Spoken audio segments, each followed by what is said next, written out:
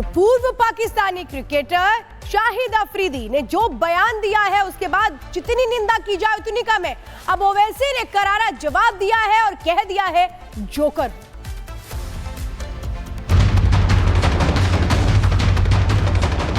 कौन है जी ने? शहीद अफरीदी कौन है इन्हें? नाटक है क्या ये? छोड़ो ना, तुम क्या जोकरों का नाम ले रहे हैं? कभी क्रिकेट के मैदान में चौका छक्का मारने वाला शाहिद अफरीदी अब दुनिया से बाउंसर पर बाउंसर खा रहा है।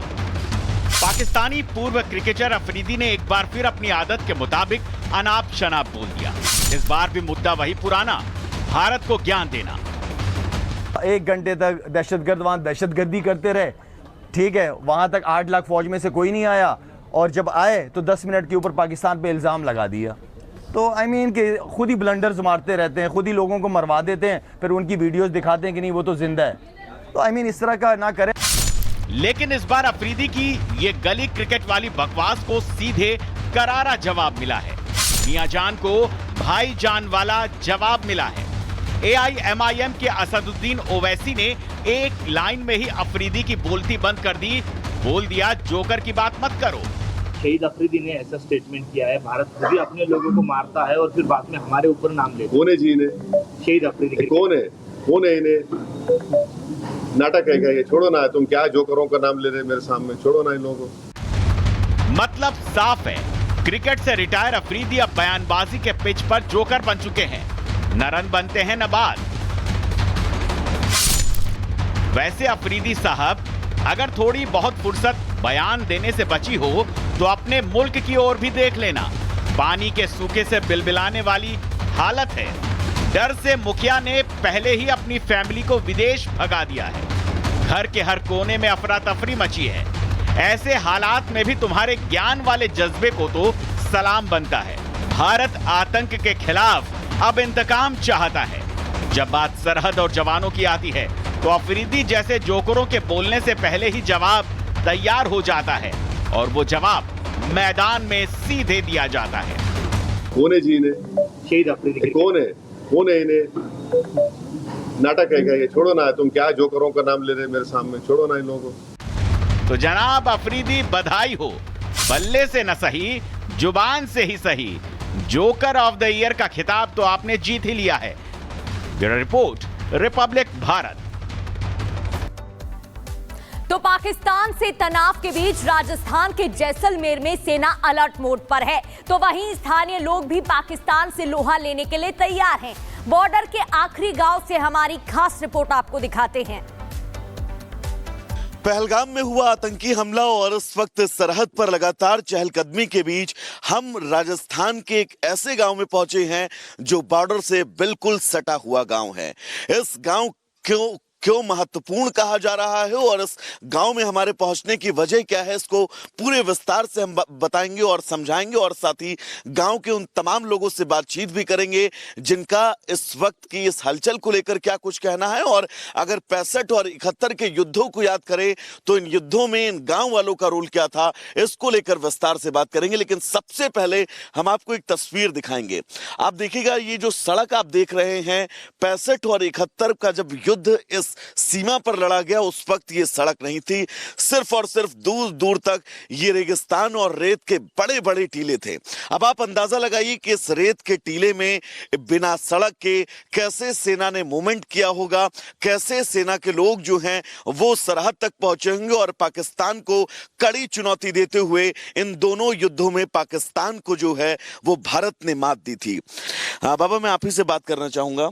65 और 71 का जो युद्ध हुआ भारत और पाकिस्तान के बीच, उस युद्ध में बताया जा रहा है कि इस गांव के लोगों ने बढ़ चढ़कर मदद की, वहां पर राशन पहुंचाया, पीने का पानी आप लोग पहुंचाते थे। एक बार बताइए कैसे क्या करते थे आप लोग?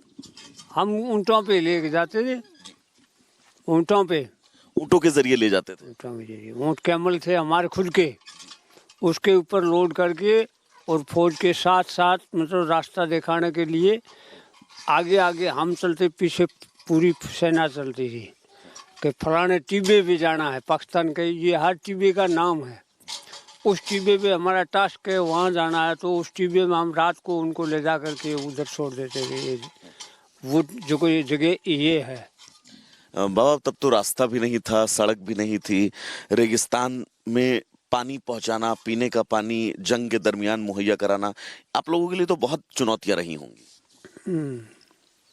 मुश्किलें थी आप लोगों के लिए? हाँ, मुश्किलें थी आप लोगों के लिए? हमारे लिए तो मुश्किल अभी भी मुश्किल ही है, अभी भी है। लेकिन उस टाइम के अंदर हमने हमारे देश के लिए यहाँ से हमारे बूढ़े बुजुर्ग सब साथ में चलते थे।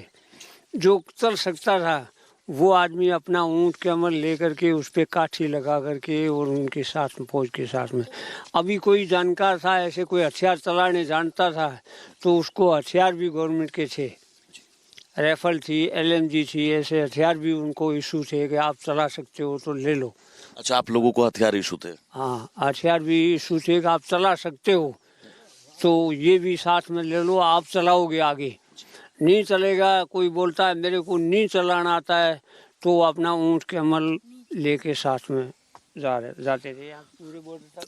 जी, तो देखिए 65 और 71 के युद्ध में सेना ने इन गांव के लोगों को ये तक छूट दी थी कि इनके पास जो अत्याधुनिक राइफल हैं, अगर वो चलाना जानते हैं या फिर चाहते हैं तो सेना के साथ कंधे से कंधा मिलाकर इस जंग में वो अपनी भूमिका जो है वो अदा कर सकते हैं।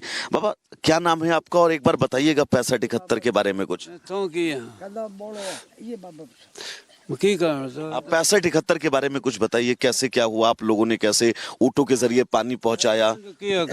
ऊँटा रे साथ अंदा वो लारे आर्मी ना राशन पुजावता नहीं, पानी पुजावता नहीं, अमेरिकन ऊँटा मत है, कोई गाड़ियाँ रो कोई साधन को ना, क्योंकि गाड़ियां भी नहीं थी उस वक्त, कोई साधन नहीं था बॉर्डर तक पहुंचने के लिए। ऊँट जाता, ऊँट ही एक जरिया था बॉर्डर तक पहुंचने के लिए। बॉर्डर तक ऊँटा माथा राशन पानी पुजावता, सैलिंग आदमी बेड़ा ना उठारा धनी और हो गाड़ी कोई ये साल लगाते अमेरिकन ऊँटा माथे जाओ तो। मतलब आप लोग क्या यहाँ से लगातार बॉर्डर हर दिन अप डाउन करते थे, रोज आते जाते थे सेना को ले जाकर? नहीं, आज तारे पानी ले गया तो हाकलर, राशन ले गया तो हाकलर, अमेरिकन ले गया, आदमी सरकारी है बेड़ा आंदा। मतलब जब तक युद्ध चला है आप लोग लगातार बॉर्डर जाते थे, यहाँ से ऊँट चलाने वाला आंदा, ऊँट के जरिए ले जाते? ऊँट चलाने वाला आंदा, बेड़ा सरकारी है, राशन पानी वाला आप धनी बेड़ा। जैसलमेर के आखिरी गांव से इस वक्त ये आप रिपोर्ट देख रहे थे। तो इधर उत्तराखंड के मुख्यमंत्री पुष्कर सिंह धामी ने पहलगाम आतंकी हमले के बाद सिंधु जल समझौता रद्द किए जाने के मोदी सरकार के फैसले की तारीफ की है। सीएम धामी ने कहा कि खून और पानी एक साथ नहीं बह सकते। आज का भारत दोस्ती और दुश्मनी दोनों निभाना जानता है। फैसला बहुत उचित फैसला है, आदरणीय प्रधानमंत्री जी के नेतृत्व में लिया गया फैसला। ये फैसला सठे साठ्यम समाचरित, जो जैसा है उसके साथ वैसा व्यवहार होना चाहिए, दुष्टों के साथ दुष्टता का व्यवहार होना चाहिए, और रक्त और पानी दोनों साथ साथ नहीं बह सकते। ये आज का भारत है जो दोस्ती करना भी जानता है और दुश्मनी निभाना भी जानता है। पाक आर्मी चीफ आसिम मुनीर के खिलाफ विरोध शुरू हो चुका है। पाकिस्तान में आर्मी चीफ, पाकिस्तान के जो आर्मी चीफ है आसिम मुनीर के इस्तीफे की मांग उठने लगी है। आसिम मुनीर जिसने अपने पूरे परिवार को विदेश भेज दिया क्योंकि उसको पता है कि भारत कैसे बड़ा एक्शन लेने वाला है, लेकिन आप देखिए पाकिस्तान के अंदर आसिम मुनीर के इस्तीफे की मांग उठने लगी है। पाकिस्तान की जो आवाम है वो भी सच समझ चुकी है। पाकिस्तान की आवाम ये जानती है कि आसिम मुनीर उनके देश के लिए कैसे घातक है, और अब वहां के जो लोग हैं वो कह रहे हैं कि आसिम मुनीर को इस्तीफा दे देना चाहिए, अपना पद छोड़ देना चाहिए। पाकिस्तान आर्मी चीफ आसिम मुनीर जिसने जब भारत की तैयारियों को देखा तो कैसे पैरों तले जमीन खिसक गई और इसके बाद अपने पूरे परिवार को ही बाहर भेज दिया। अंदाजा आप लगाइए कि इतना डरपोक पाकिस्तान का आर्मी चीफ है, वहां के लोग भी जानते हैं इस बात को और इसीलिए अब कह रहे हैं कि इस्तीफा दे दो। और आसिम मुनीर के इस्तीफे की मांग ये बताता है कि पाकिस्तान के जो लोग हैं वो भी जानते हैं कि पहलगाम में गलत हुआ, जिस तरह से हत्या होती है वहां पर लोगों की धर्म पूछ करके आसिम मुनीर समेत तमाम उन लोगों का इसके पीछे हाथ है।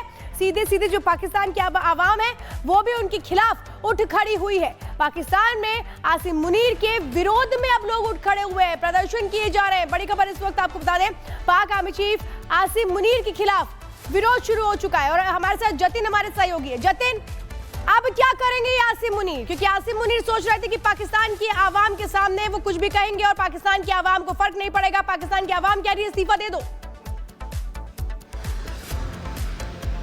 बिल्कुल, देखिए पाकिस्तान की आवाम जहां मुनीर को कटघरे में खड़ा कर रही है, तो वहीं ये भी जानकारी मिल रही है कि पाकिस्तानी सेना के कुछ अधिकारी भी मुनीर के खिलाफ कार्रवाई चाहते हैं। वो भी ये बात मानते हैं कि भारत के पहलगाम में जो आतंकी हमला हुआ उसमें मुनीर का बड़ा रोल है। और कहीं ना कहीं जिस तरीके से आप लगातार अपने दर्शकों को बता भी रहे हैं कि इस हमले के बाद जब भारत ने कड़ा रुख दिखाना शुरू किया तो मुनीर ने सबसे पहले अपनी फैमिली को विदेश भेज दिया। इस तरीके की भी जानकारी आ रही थी कि मुनीर खुद को एक सेफ हाउस में रखे हुए थे और वहीं से आगे का जो ऑपरेशन है वो अंजाम दे रहे थे। लेकिन सबसे बड़ी बात कि पाकिस्तान में जो आम जनता जिस बात को लेकर दुख जाहिर कर रही थी, और अब पाकिस्तानी सेना के जो अधिकारी हैं वो भी इस बात को लेकर साफ तौर पर दुख जाहिर कर रहे हैं और कहीं ना कहीं इस बात को मान रहे हैं कि सेना की जो अधिकारी हैं वो भी अब कैसे मुनीर का साथ छोड़ते नजर आ रहे हैं, मुनीर को कसूरवार ठहरा रहे हैं और उनका साथ छोड़े, यानी पाकिस्तानी जो सेना है उसमें भी फूट पड़ चुकी है। बिल्कुल बिल्कुल फूट पड़ी भी है और कहीं ना कहीं विरोधाभास समझ भी आ रहा है। विरोधाभास इस लिहाज से भी कि पाकिस्तान जो भी भारत की कूटनीतिक रणनीति को देखकर जो फैसले ले रहा है उसमें पाकिस्तानी सेना के अधिकारी भी इस ओर इशारा कर रहे हैं कि पाकिस्तानी सेना तैयार नहीं है भारत से जंग लड़ने के लिए। जिस तरीके से चाहे वो पनडुब्बी का जिक्र कर लीजिए, ज्यादातर पनडुब्बियां पाकिस्तान की अभी मेंटेनेंस में है। जिस तरीके से आप सैन्य ताकत देख लीजिए वो भारत से बहुत पीछे है। जिस तरीके से आप हवाई ताकत देख लीजिए उस हिसाब से भी पाकिस्तान भारत से बहुत पीछे। और भारत की बात करें तो वो नौसेना में ब्रह्मोस मिसाइल लॉन्च करके अपनी ताकत दिखा चुका है। वो राफेल के ऑर्डर देकर, और राफेल जो इस समय भारत में मौजूद है, पहलगाम में उसका युद्ध अभ्यास करके अपनी ताकत दिखा चुका है। तो कहीं ना कहीं पाकिस्तान के सैनिक इस बात को लौटेंगे। जतेन, तो जिस तरीके से इस वक्त आपको बता दें कि पाकिस्तान के अंदर भी कैसे एक उथल पुथल की स्थिति मच चुकी है, क्योंकि वहां पर आसिम मुनीर के खिलाफ प्रदर्शन हो रहा है, तो पाकिस्तान आर्मी के जो अधिकारी हैं वो भी अब आसिम मुनीर से इत्तेफाक नहीं लगते हैं। तो पहलगाम आतंकी हमले के बाद लगातार मोदी सरकार एक्शन में है और ये बिल्कुल क्लियर है कि अब कुछ भी बर्दाश्त नहीं किया जाएगा। सरकार ने आज न्यूज चैनल BBC को नोटिस थमाया और दो टूक कहा कि पाकिस्तानी प्रोपेगेंडा भारत में नहीं चलेगा।